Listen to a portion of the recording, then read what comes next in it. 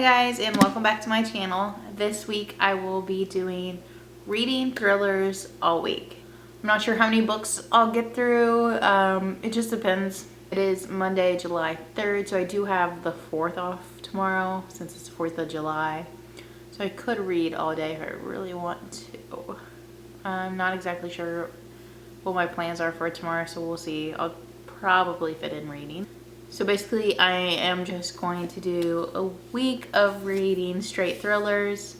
I already have my first one picked and I'm super excited for it. I've just been really on a thriller mood. I don't know. I've been like craving a thriller, if that makes sense. So why not do a week of it? First up, the first book that I'm going to be reading is The Only One Left by Riley Sager. This just came out. I got this from Book of the Month. So basically this one says it is about basically a young caregiver assigned to work for a woman who's accused of a Lizzie Borden-like massacre decades earlier. It starts off with, at 17, Lenora Hope hung her sister with a rope. I don't want to read it all because I kind of want to go into it a little blind, and I feel like with thrillers that's the way to do it because I feel like you get more of a surprise with it. So I will probably update you guys while I'm reading, maybe like at the halfway point. I'm on page 37 of The Only One Left by Riley Sager. And I'm just gonna kind of give a better explanation than how I originally summed this up. So it's basically, if you know about the Lizzie Borden case that happened, it's essentially kind of like the same thing, except there's a caretaker who has to take care of her. There's a caretaker named Kit who has to take care of Lenora Hope, who is the Lizzie Borden character. And she basically is, I believe she's 89? No, it says in her 70s and confined to a wheelchair. Lenora was rendered mute by a series of strokes and can only communicate with Kit by tapping out sentences on an old typewriter. Basically, Kit has to take care of Hope, and some strange things have started to happen. It's not even like strange things, I guess. It's just kind of like eerie. And you met, I believe it was the gardener. I don't know, someone who takes care of the outside like lawn and stuff. He said something about talking about how the house bites. And it was just weird. So far, it's been nothing like crazy. Like we haven't even met Hope yet. We haven't been introduced to her as a character, but so far, we're getting there, slow and steady.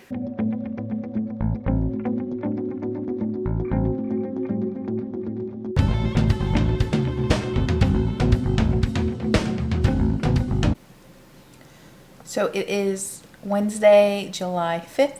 I figured I'd do a quick little check-in before I start reading. If you're asking if I made any progress on the book, don't. I think I'm around page 50 something and I have 0 updates. I don't think anything really has happened since she's met more of the staff, and I think she officially met Lenora Hope. And their first interaction was, well, Lenora's paralyzed, so she's can't move, and she was laying in bed. And the caretaker explained that she's going to be her new caretaker and that she's here to help. And basically said, like, I can't wait to get to meet you or get to know you. Like, we're gonna have a good time. And Lenora smiled at her real crazy. That's it. So hoping to get further in the book now.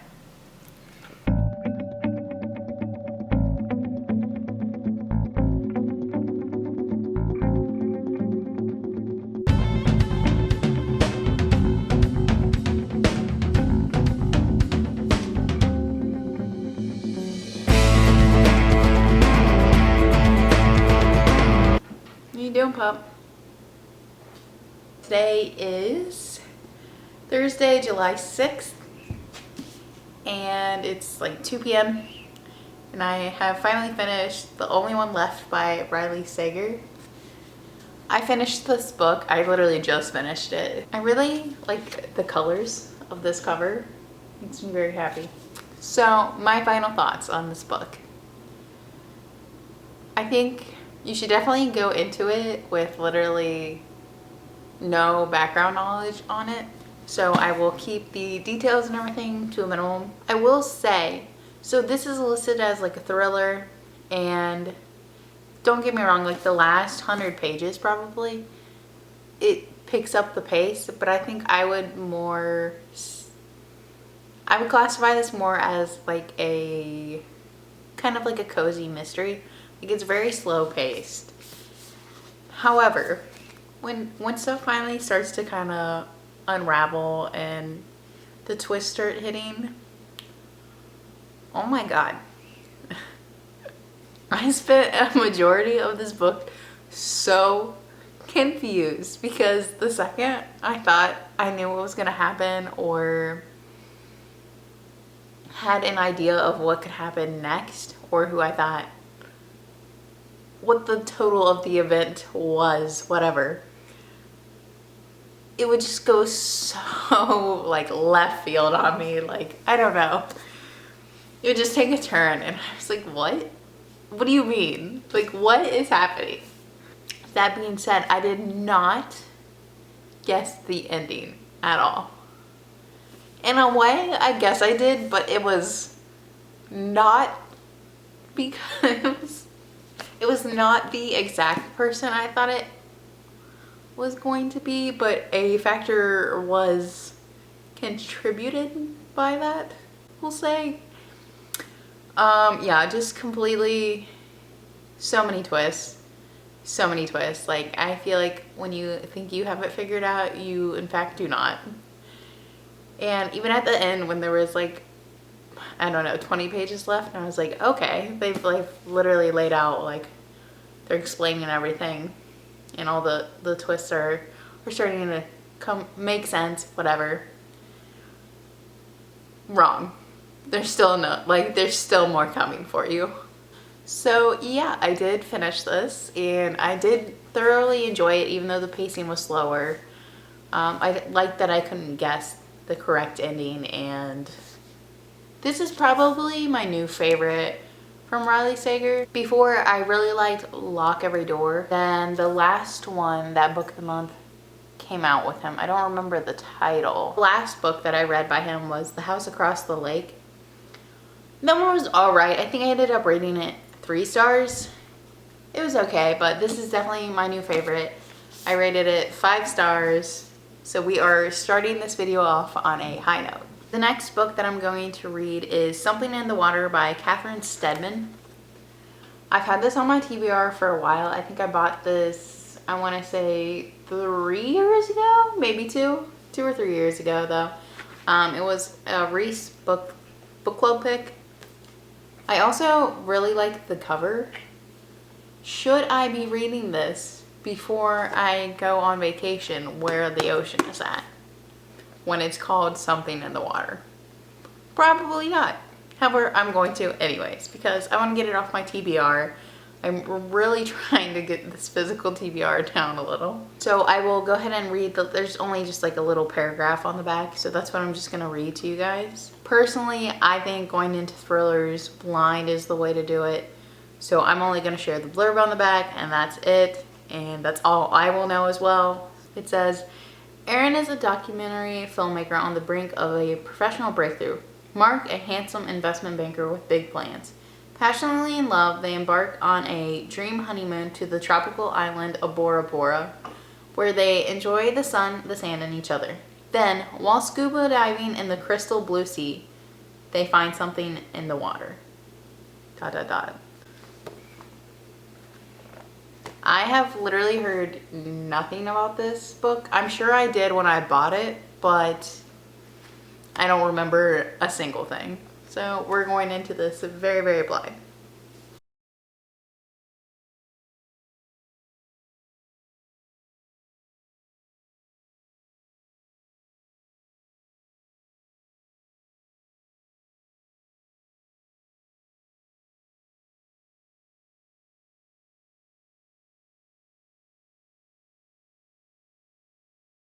So a quick update on this. I am 44 pages in, and I just want to do a quick update before I head to the gym. So this isn't going to be a spoiler because it's in the first chapter, I believe. Yeah, it's literally how the book starts off. The chapter's titled The Grave. And you basically are introduced to the main character by her burying a body. Yeah. And basically from that, you basically go back in time, a couple months in time. From that moment, you go back a couple months in time to kind of explain and show how she ended up in this situation. And yeah, she is a documentary filmmaker, and so right now I think the chapter that I ended off on, she is interviewing people for a new project that she's working on that has to do with some crimes that happened in London and people basically burning down businesses. Right now I think this is okay. The pacing is kind of slow, which I know I'm only 50 pages in, but have you ever read something where you feel like you've been reading it forever, so you should be like pretty far into the book, and then you go to check and you're actually barely even in it? Well, that's me right now. I feel like I have been reading this for like hours, and I'm only on page 50. And I think it's just because I can't concentrate on what the information this book is giving me. Like, I'm not fully invested or interested in it right now, but I'm gonna continue on. It's the next day. It's Friday, July 7th. It's about almost 2:30. It's 2:27. I have officially finished Something in the Water by Catherine Steadman. You know, when you get that feeling that you just kind of lose interest in a book and you just don't think it's gonna pick up from there and you should probably stop reading and pick another book? Well, I should have. So I want to say a lot has happened since the last time I updated, because I know I think last time I updated I was on page 50, I think. Maybe 100. I don't remember if I filmed a clip for that or not. But even though I've finished the book since then, and there is 371 pages in this book, not much has happened since, honestly. This drug out so long. I honestly should have just DNF'd it. But I finished it because I was like, you're already like 25% through, like why not? I'm not gonna lie, with this cover, I thought that there were gonna be sharks in this, and I was like, I don't think I should read this before vacation, even though I read it anyways. There's sharks in it, but not in the way that you think. Like, this isn't, nobody gets ate by a shark or anything like that. I don't even know what to say without spoiling the little plot that was there. The pacing of this, I don't even want to say it's like a mystery, because I feel like mysteries are even a little faster. And it sounds like I'm like butchering this book, and I kind of am, but I mean, I'm sure other people like it. It just was not for me. So it's called Something in the Water, and so basically they find something in the water, and that's like the whole like plot point. And once they kind of figure out what that they find, like the pacing speeds up for literally like a second, and then the next chapter it's already so slow again. I did rate this a 2, so I definitely should have DNF'd it. Even when you get into start unraveling what is happening and some of the lies that were being told, it was just not enough to bring the book back for me. I don't know. My enjoyment level was very non-existent with this. It was just not a good book for me. I rated it 2 stars, and yeah. The next book, and probably the last book for this video since it's Friday, is going to be The Lies We Told by Camila Way. I do follow someone on Instagram who is very big into thrillers, and she has like a thriller master sheet. And I believe she rated this 5 stars. So I am very hopeful. And it's not that thick, so hopefully I can just knock this one out. Even, I was kind of worried that sometimes the thinner books, you're like, it's a little deceiving because you open it and the font's really small, but this looks like the font's pretty normal size. So hopefully I can just crank this one out and get it done. So I'm gonna read the little blurb and then I will get into it. A daughter. Beth has always known there was something strange about her daughter, Hannah. The lack of emotion, the disturbing behavior, the apparent delight in hurting others. Sometimes Beth is scared of her and what she could be capable of. A son. Luke comes from the perfect family with the perfect parents, but one day he disappears without a trace, and his girlfriend Clara is desperate to discover what has happened to him. A life built on lies. As Clara digs into the past, she realizes that no family is truly perfect and uncovers a link between Luke's long-lost sister and a strange girl named Hannah. Now Luke's life is in danger because of the lies once told and the secrets once kept. Can Clara find him before it's too late? Yeah, honestly, no idea what to expect from that, but wish me luck that hopefully I will enjoy this more than the last book.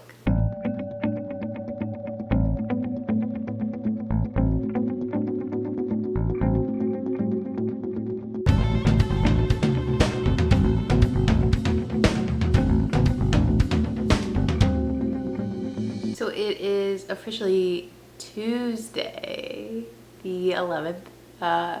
So I'm a couple days behind on updating. My weekend got really busy, so I wasn't able to really read. I did read a little, and I did say this was going to be a week-long video, so I'm going to do a quick recap of how far I got into The Lies We Told. I did not finish it. We'll keep working on it, but I want to go ahead and end this video since I did say a week of reading. I read a little Sunday and then a little Monday, so I got about halfway through The Lies We Told. I'm on page 152. And so far I'm liking it. It's a little disturbing. So you get a kind of back and forth viewpoint. You basically get two kind of storylines essentially, or like two viewpoints.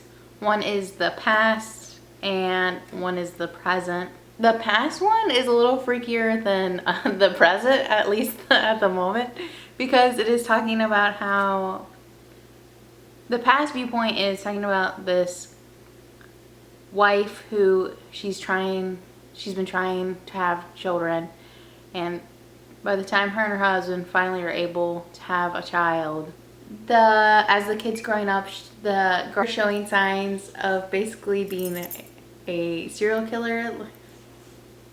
Are you done? The daughter is showing these odd signs that kind of are odd. I don't want to say of being a serial killer because it's not determined that she's like a serial killer or anything yet. But you know how they say like serial killers when they're younger and stuff like that, they would like harm animals and not show remorse and that type of thing. Basically that's what the daughter is doing. She's harming animals or people, and she's kind of enjoying it, and she's not showing remorse, and every now and then she like smiles when she hurts her mom really good, or she killed a like bird.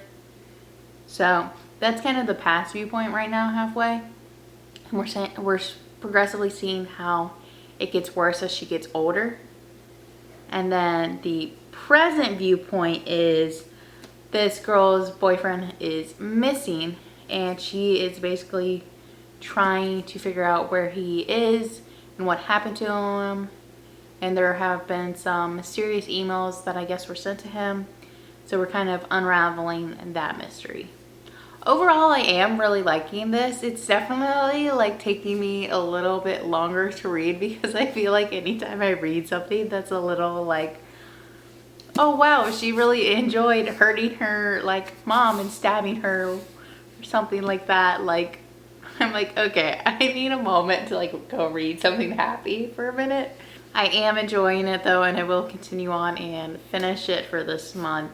I just won't be able to finish it and review it for this video specifically, but it will be in my wrap up and stuff like that, so don't worry about it. I'm thinking about doing a video like this once a month.